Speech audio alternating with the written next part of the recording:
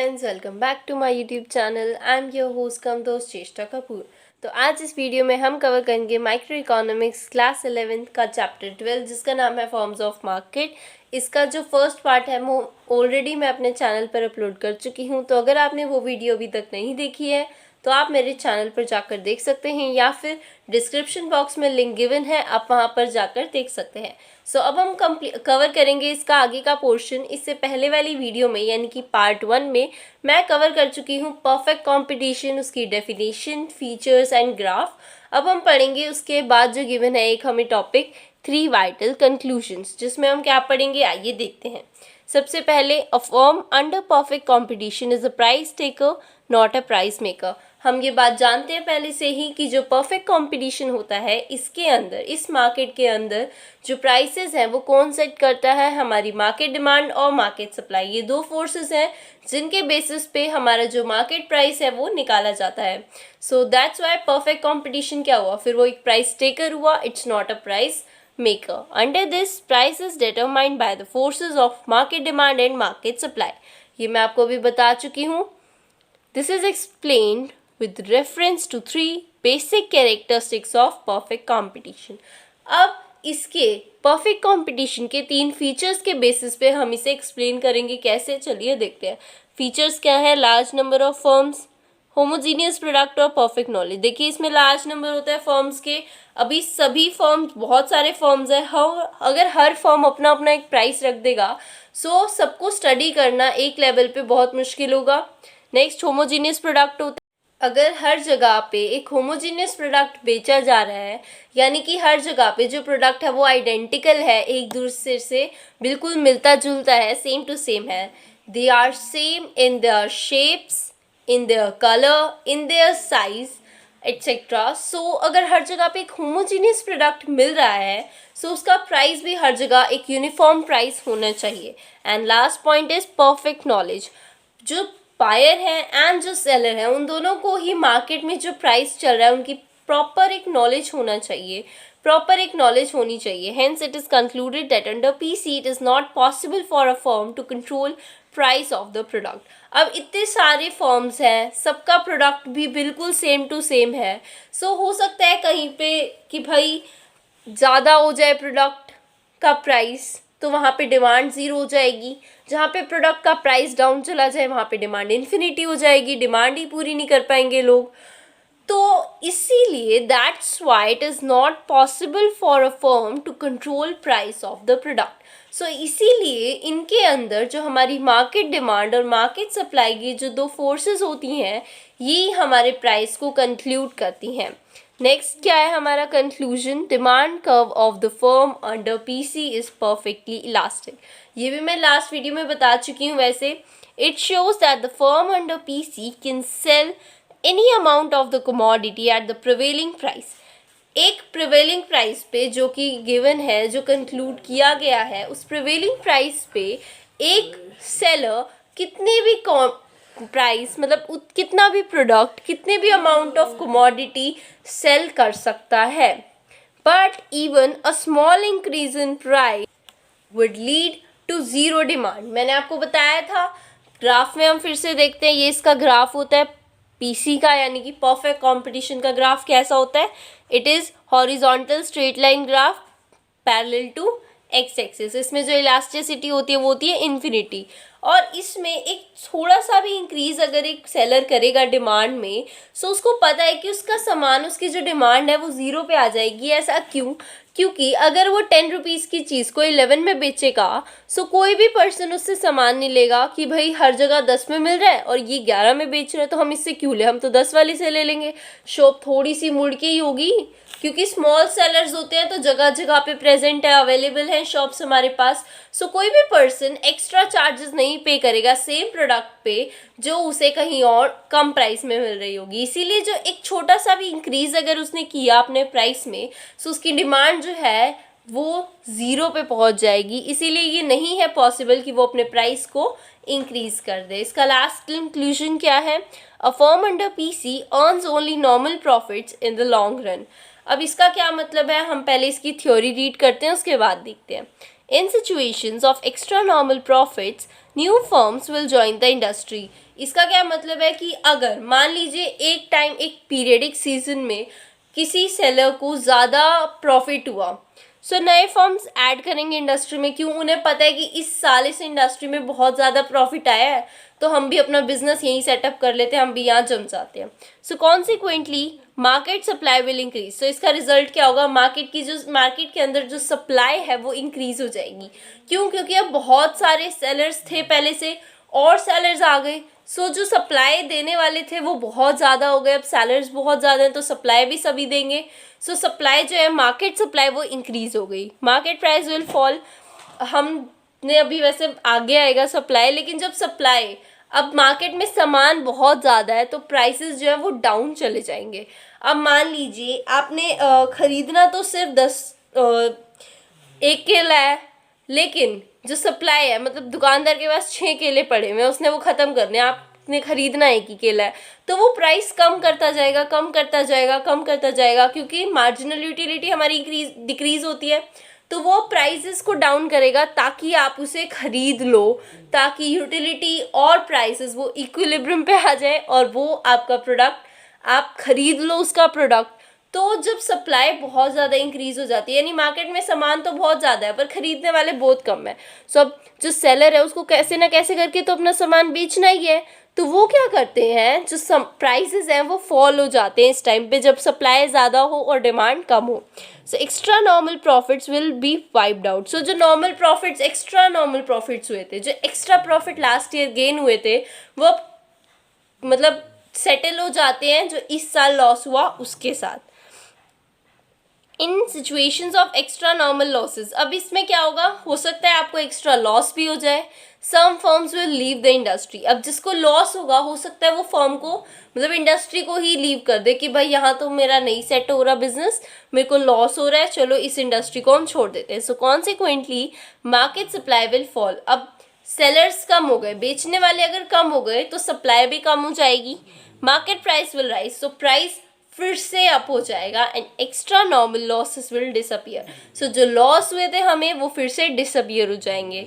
सो एक firm perfect competition के अंदर लॉन्ग रन में ही रह सकती है और लॉन्ग रन में ही सेट होके वो अपने नॉर्मल प्रॉफिट्स को अर्न कर सकती है।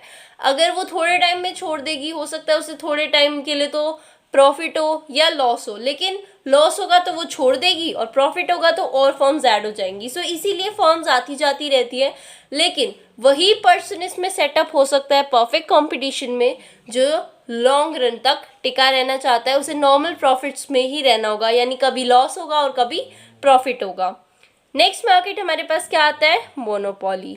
सो monopoly, it is a form of market in which there is a single seller of the product with no close substitutes. एक ऐसा मार्केट जिसमें सिर्फ एक ही खिलाड़ी खड़ा होता है, वो एक इकलौता सेलर है, एक सिंगल सेलर है एक प्रोडक्ट का, जिसका कोई क्लोज सब्सटीट्यूट नहीं है।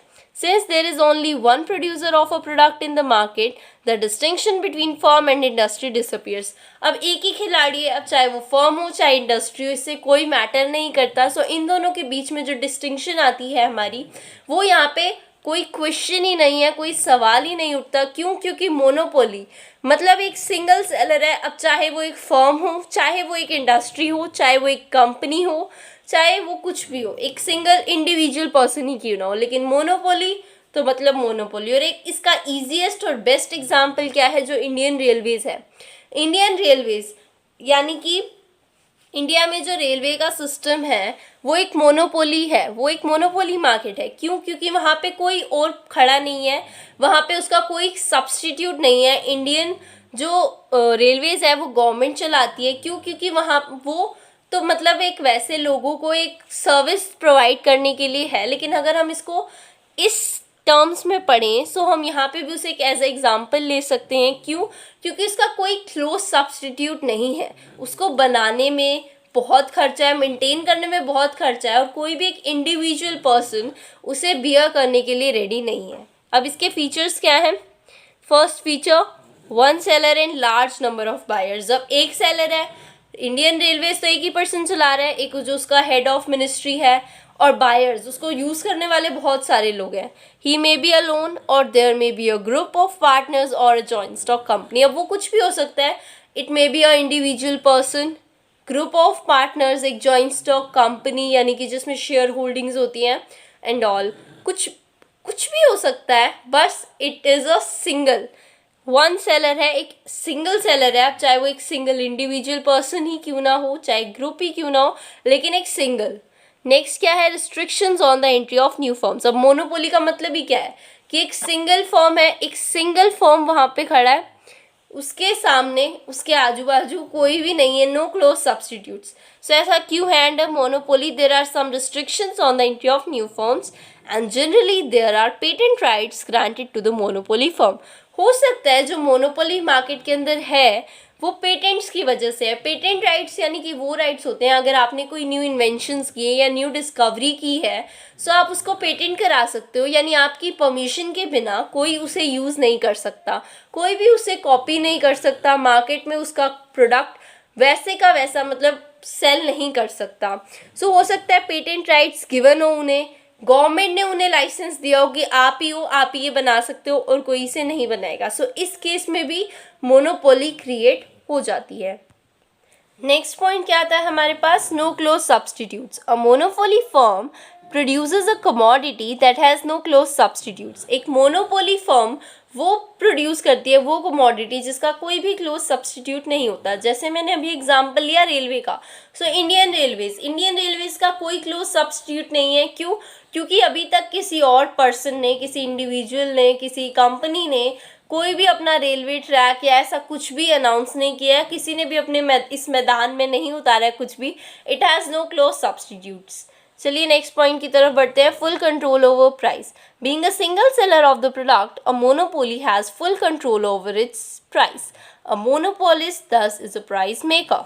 सो एक सिंगल सेलर है, एक सिंगल पर्सन मैदान में खड़ा है बहुत सारा सामान लेके, बहुत सारे लोग हैं खरीदने वाले और वो इकलौता है बेचने वाला. सो उसके पास प्राइस का पूरा कंट्रोल है, वो जैसा चाहे जिसको उस प्राइस में सामान बेच सकता है. सो मोनोपोलिस्ट यानी कि जो मोनोपोली के अंदर वो पर्सन खड़ा है.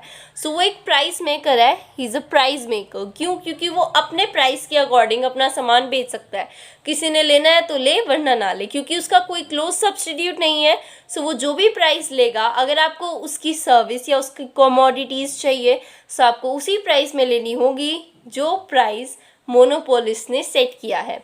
नेक्स्ट पॉइंट क्या है, प्राइस डिस्क्रिमिनेशन. अ मोनोपोलिस्ट में charge different price from different buyers. अब हो सकता है वो एक सिंगल सेलर है, उसकी मर्जी है वो किसी से भी कोई भी प्राइस ले.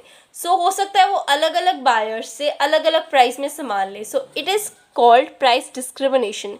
इसे हम प्राइस डिस्क्रिमिनेशन कहते हैं, यानी कि पैसे मतलब प्राइसेस के अंदर भेदभाव करना, किसी से ज़्यादा पैसे लेना और किसी से कम पैसे लेना.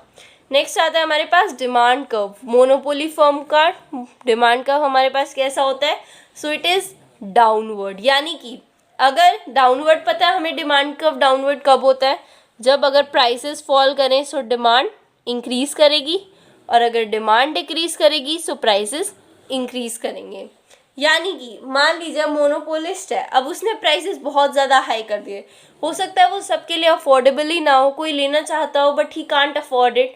सो प्राइसेस इंक्रीज करेंगे सो डिमांडिंग डिक्रीज कर जाएगी. और जैसे ही मान लीजिए उसने प्राइस डाउन कर दिया, अब एक अफोर्डेबल प्राइस रख दिया, तो जो जो पर्सन्स लेना चाहते थे, जो पहले नहीं ले पा रहे थे, वो भी अब लेने लग जाएंगे. सो डिमांड इंक्रीज कर जाएगी. सो इसका जो डिमांड का होता है वो डाउनवर्ड होता है. नेक्स्ट क्या है, how does a monopoly market structure arise. अब ऐसी क्या सिचुएशंस आती है मार्केट में जिसकी वजह से जो मोनोपोली है वो अराइज होती है. सो सबसे पहला पॉइंट क्या है इसमें, government licensing, government control. Government may grant licence for the production of a particular commodity only to one producer. अब हो सकता है गवर्नमेंट ने किसी एक पर्टिकुलर कमोडिटी की प्रोडक्शन है वो एक सिंगल पर्सन को दे रखी हो, एक इंडिविजुअल फर्म को दे रखी हो कि आप ही हो, आपको लाइसेंस गिवन है, गवर्नमेंट कंट्रोल है, आपको लाइसेंस है, आप ही इस प्रोडक्ट को बना सकते हो और कोई भी इस प्रोडक्ट को नहीं बना सकता. सो इस केस में यहाँ पे मोनोपोली क्रिएट होती है, मोनोपोली अराइज होती है. नेक्स्ट पॉइंट आता है हमारे पास पेटेंट राइट्स. न्यू प्रोडक्ट्स में secure patent rights. It amounts to monopoly rights. हो सकता है कि न्यू प्रोडक्ट्स बने, डिस्कवरीज हुई न्यू, लेकिन उन्होंने पेटेंट करा लिया, उन्हें पेटेंट राइट्स मिल गए। सो अब उनके अलावा और कोई भी फ्रेंचाइज और कोई भी कंपनी उस चीज़ का, उस प्रोडक्ट का प्रोडक्शन नहीं कर सकती। अब उनके पास पेटेंट है तो सिर्फ वही अकेले हैं, they are the only single sellers of the that commodity in the market, और यहाँ पे इससे मोनोपोली अराइज होती है। नेक्स्ट आता है cartels. It refers to formation of a group by the competing firms in the market. अब हो सकता है एक मार्केट में दो ही कॉम्पिटिटर्स हैं और उन दोनों ने क्या किया कि ऐसे तो भाई हमारी लड़ाई चलती रहेगी, तो हो सकता है कहीं कोई तीसरा खड़ा ना हो जाए, तो हम दोनों एक ग्रुप बना लेते हैं और साथ में सामान बेचते हैं। अब दोनों एक हो गए, एक सिंगल सेलर रह गया मार्केट में, अब उसकी मर्जी है वो किसी भी प्राइस पे बेचे अपना सामान, तो यहाँ पे भी मोनोपोली स्ट्रक्चर जो है वो अराइज हो जाता है।